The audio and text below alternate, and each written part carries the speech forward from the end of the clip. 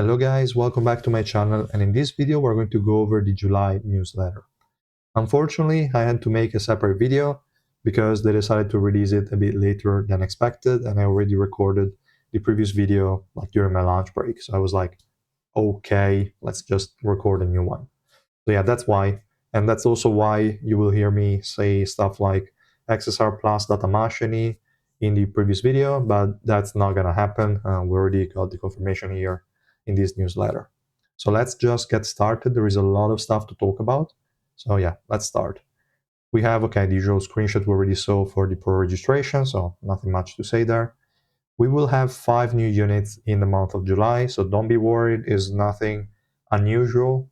It's just that we have 3 updates in July. We have one on July 2nd, one on July 16, and one on July 30. So it's kind of obvious that we're getting more units than usual for this month. And unfortunately, they only revealed the units we already knew. So what can we do? We have regular Khun Mascheny, which is the XSR Plus. You see her here in the middle. And then we have Sharon as the yellow SSR Plus. I'm not going to say anything about yellow again.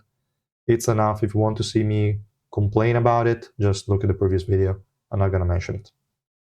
Now, a good thing is that the skin for Mascheny is the base skin for the XSR Plus. So it's not a paid skin, and it's an insane skin, if you ask me. Really, really good.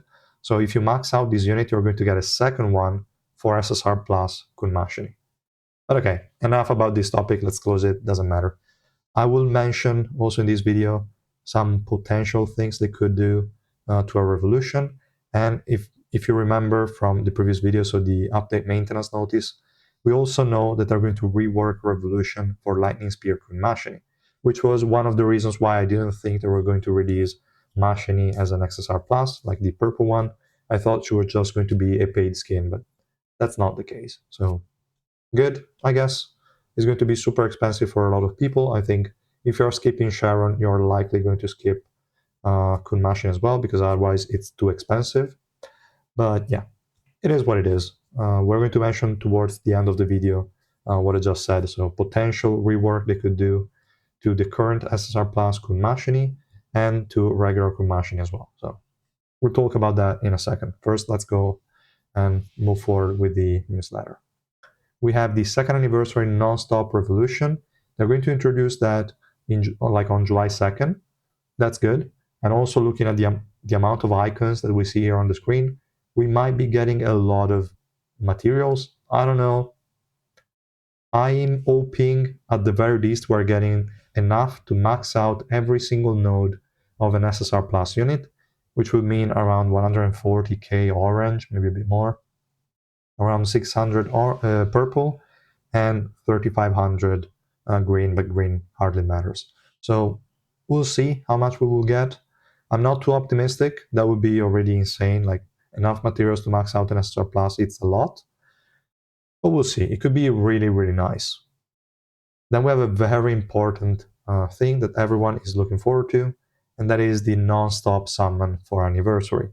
And looking at the picture, they included Princess of the Heart, which could mean every unit up to her are going to be included. So that includes Hugo, obviously, she's also here on the image.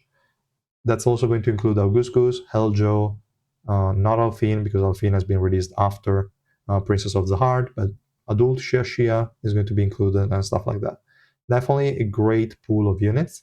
I did not expect that. I thought they were going to stop at like Heljo or something. This is definitely appreciated if that is the case. We don't know for certain.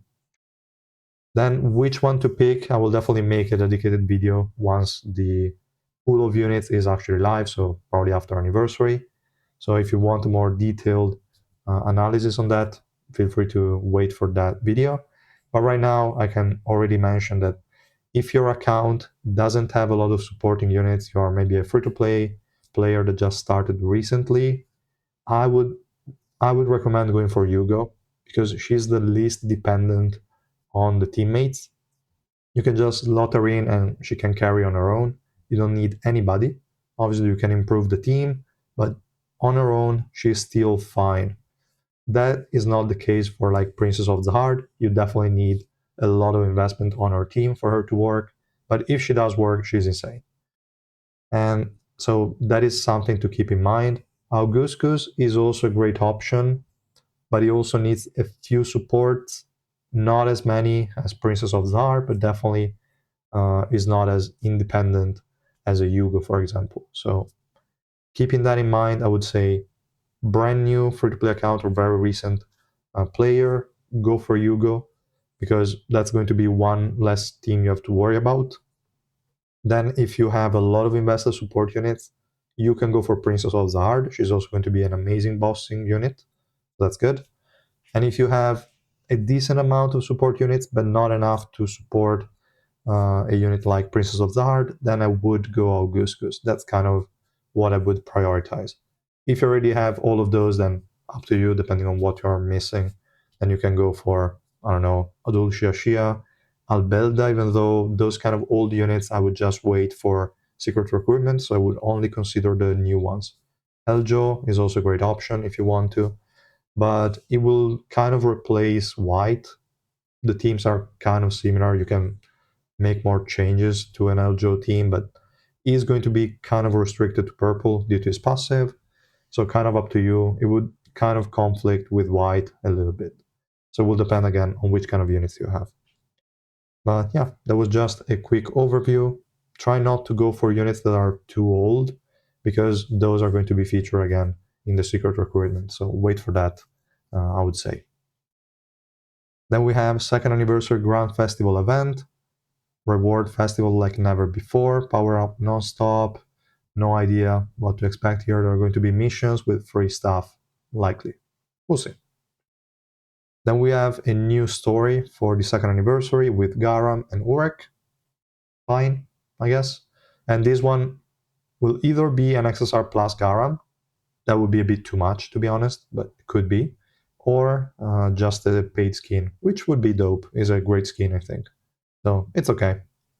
We'll see. We also have the second anniversary Labyrinth of Memories.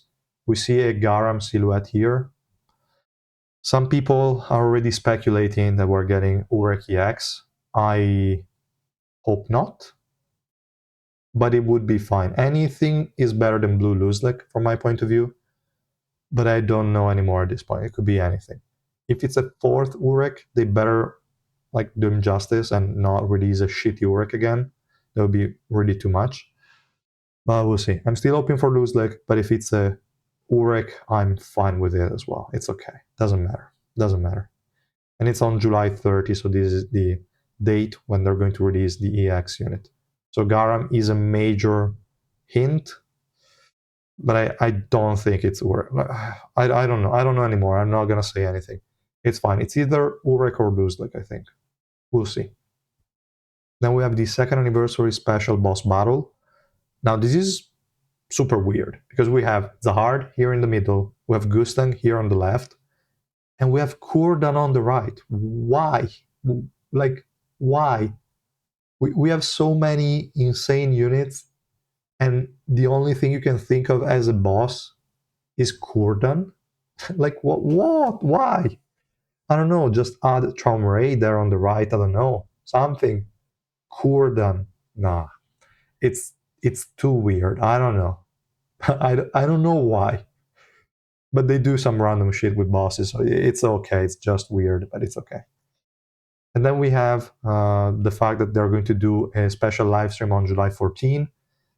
I don't know exactly when that live stream is going to be, but yeah, depending on that, I might be able to stream on top of it, or I will just make a video to recap it later.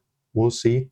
But yeah, July 14, we can expect a live stream. They're going to give some coupons with some free rewards, so that's good. And I don't know why there is Sharon skin here. I think this Sharon skin is just going to be Revolution 6 skin. I don't think they're going to give it to us via the like live stream. It's just there for appearance probably. But okay, that's all that they shared with us for this month. Again, no major information on the actual anniversary. We only know most of the stuff for these updates. So the 2 units we're going to get on July 2nd. Now, talking about the 2 units, I mentioned before we would also discuss the Revolution topic for Mascheny. As we know, XSR Plus units only change in Revolution, so let me bring up Khun Mascheny's page that I already had open here. And we have Revolution 4 that is currently, whenever she uses Trident, which is the active skill that is going to turn her basic attacks into AoE attacks, and also give her some additional buffs, is also going to increase with Revolution 4 her attack by 100% with a maximum of 6 stacks, and also decrease the max cooldown of Trident by 3 seconds. Also this one with a maximum of 6 stacks. So that's great. I think with the Revolution rework she's going to get, so not the XSR Plus yet, but we're talking about the rework for the existing Khun Mascheny, I think she's going to get, at the very least, unremovable stacks, and they might increase the attack by like 50%, so taking it to 150 per 6 stacks. That's pretty decent. 900% attack, it's a really good number. And they will also likely add something more. Now, in my mind, I would already have stuff like HP recovery block for like 3 seconds on enemies that you hit with basic attacks. That would be too broken, so probably not. They could add a thing I think would be very good, would be energy decrease on basic attacks. That would be massive because it would allow her to run Mago instead of going for Sundance, even though I still think Sundance would be better, but whatever, it's an option. Could be a potential viable option, and definitely reducing energy would help disrupt a little bit, which could be pretty dope. But otherwise, they're just going to maybe increase also attack speed, which would be insane, or something else, I don't know. Or maybe add some sort of defense decrease on the enemies whenever they're hit by basic attacks, something like that. They need to buffer damage a bit more because you don't really have a lot of supporting options for her at the moment. And what we really need is also more survivability. But for that, we're going to talk about Revolution 5. So for Revolution 4, that's pretty much all. For Revolution 5, we have a very useless revolution. This one is garbage. It's going to improve the lightning field, which is like is similar to a barrier around her. And this one is going to have a bigger coefficient with the Revolution 5, doesn't matter. And then it's going to restore HP for allies within it. And it's so small, there is just going to be her inside it. So she's going to be the only unit getting the heals. Too bad she gets one-shotted, so there is no point in it, really. I don't know. It feels very, very lacking. And they also made her immune to status effects while this lightning field is active, but just one hit and that's destroyed already, so it doesn't matter at all. I think they should turn it in a way that maybe makes her become invincible. That would be too much. They need to give her additional survivability. I have no idea what that could be. Maybe like while she is within the lightning field, she cannot go below 1 HP. That would be decent at least. And you can work around some cooldown reduction units like Icarus that has a 10-second active skill cooldown reduction whenever she uses the special move. That could be good enough, maybe.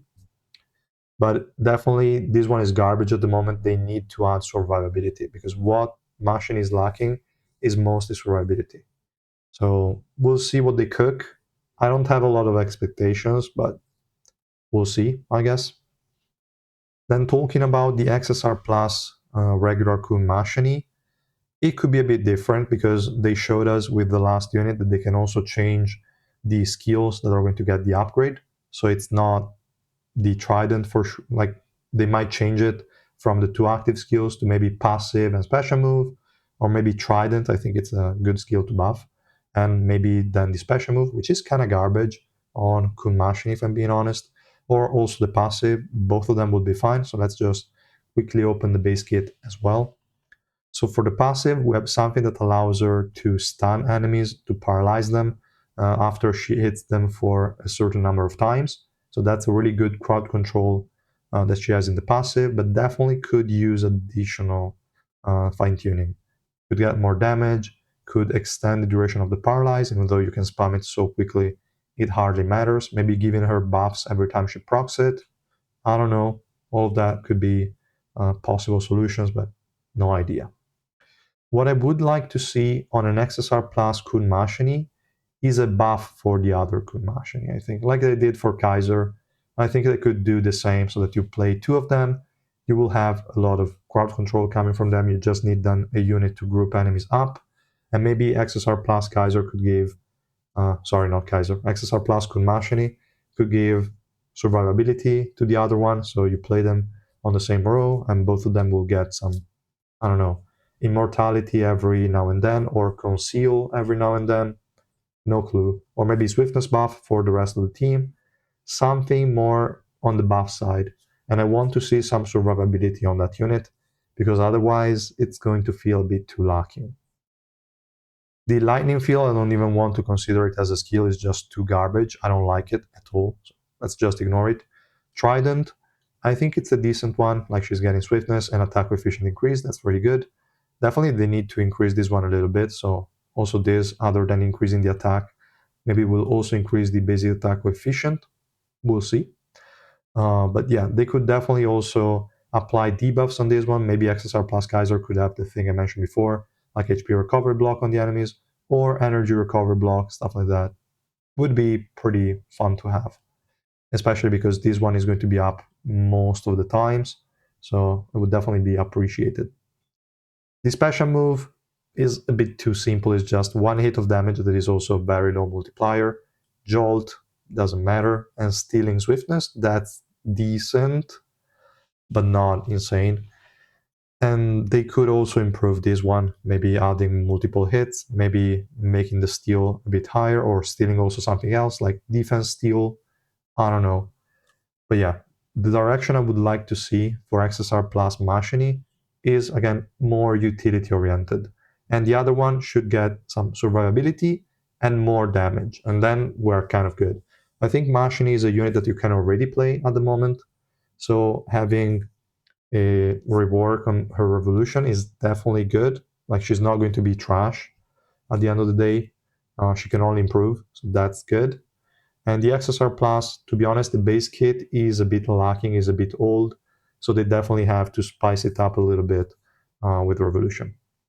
But we'll see. Let me know in the comments if you have any good ideas that they might implement, and we'll find out what they're actually going to do in a couple of days. So thanks so much, guys, for watching. I will see you in the next one. Bye.